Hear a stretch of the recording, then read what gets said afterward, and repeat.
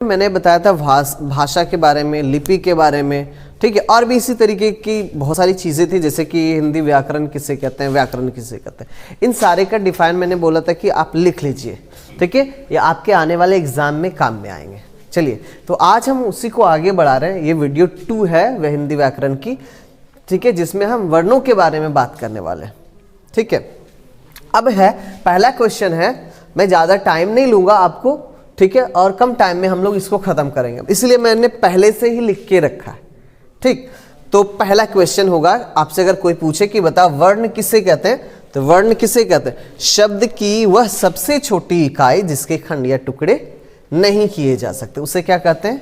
वर्ण कहते हैं। इजिली आप लोग अगर देख रहे हैं वीडियो को तो आप लिखते चले जाइए, इसके नोट्स बना लीजिए, मैं बता रहा हूँ, ठीक है। और मैं एक एक जितने भी वीडियो बनेंगे व्याकरण के, सारे में मैं नोट्स ऐसा है कि प्रोवाइड कराने की कोशिश करूंगा। एक टेलीग्राम का चैनल है, उस पर आपको पीडीएफ भी मिल जाएगा, एस कुमारी ज्ञानस्थली के नाम से टेलीग्राम पे आप सर्च करेंगे तो मिल जाएगा आपको, ठीक है। तो और ये नोट्स वहीं पे आपको अवेलेबल हो जाएगा।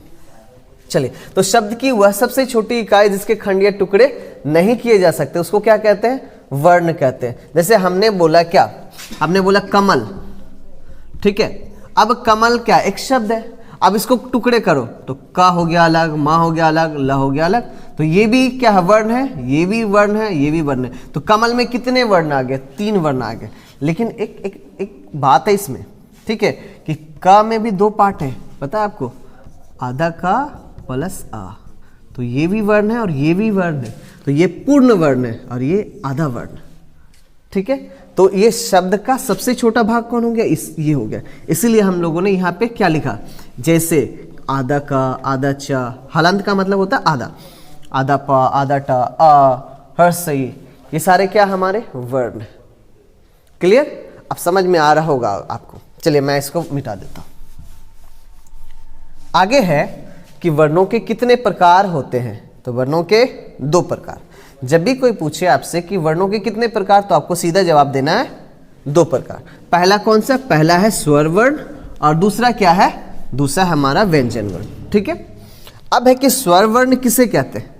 तो जिस वर्ण का उच्चारण किसी अन्य वर्ण की सहायता के बिना हो, ऐसा वर्ण, जब भी हम कोई वर्ण का उच्चारण करते हैं उस वर्ण में किसी का भी सहायता नहीं लेना पड़ता है, तो उस वर्ण को हम क्या बोलेंगे? स्वर वर्ण बोलेंगे, ठीक है। जैसे हम बोलते हैं आ, ओ, ई, ए, ऐ, तो ये जब मैं बोल रहा हूं तो क्या है कि इसमें ना मेरा टंग का यूज हो पा रहा है, ना मेरा तालू का यूज हो पा रहा है, ठीक है, ना मेरा दांत का यूज हो रहा, तो कोई भी अंदर जो मुंह के जो पार्ट है उसके कोई भी हिस्सा भाग नहीं ले रहा है उसको बोलने में, ठीक है। तो ऐसे वर्ण को हम लोग क्या बोलेंगे? स्वर वर्ण बोलेंगे, ठीक है। समझ आ रहा होगा आपको। तो स्वर वर्ण किसको कहते हैं? जिस वर्ण का उच्चारण किसी अन्य वर्ण की सहायता के बिना हो उसे क्या कहते हैं? स्वर वर्ण कहते हैं। तो ये आप लिखते चले जाइए, आपको काम में आने वाला। जैसे हमने लिखा है आ, ई, उ, री, ए, ऐ, ओ, औ। टोटल स्वर कितने? 11। स्वर की संख्या 11, ठीक है। अब आगे है, ये हमारा स्वर हो गया, ठीक है। अब आगे हमारा है व्यंजन वर्ण। तो व्यंजन वर्ण किसे कहते हैं? ठीक है, तो व्यंजन वर्ण जिस वर्ण का उच्चारण स्वर वर्ण की सहायता से हो, यानी ऐसा वर्ण जिसका उच्चारण किसके मदद से हो? इसके स्वर वर्ण की सहायता से हो, उसे क्या कहेंगे? उसे हम बोलेंगे व्यंजन वर्ण। जैसे मान लो हमने बोला क, च, ट, प, य, र। आप पूछेंगे सर इसमें स्वर आ कहाँ आ रहा है? तो देखिए मैं बताता हूँ, मैंने पहले भी बताया, ये मैंने लिखा आधा का, तो ये हुआ क, फिर इसमें लगा दिया आ, ठीक है, आधा का प्लस आ, इसका मतलब होता है का, पूरा का।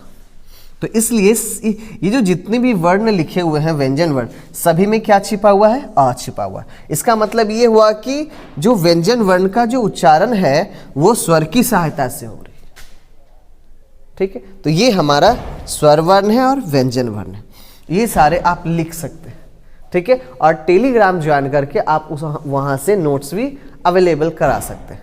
तो आज के वीडियो में बस इतना ही। नेक्स्ट वीडियो में मैं स्वर के जितने भी टाइप्स हैं, वो आपको जितने भी प्रकार हैं स्वर वर्ण के सारे मैं बताने वाला हूँ, और साथ में व्यंजन के प्रकार भी बताने वाला हूँ। तो नेक्स्ट वीडियो में आप लोग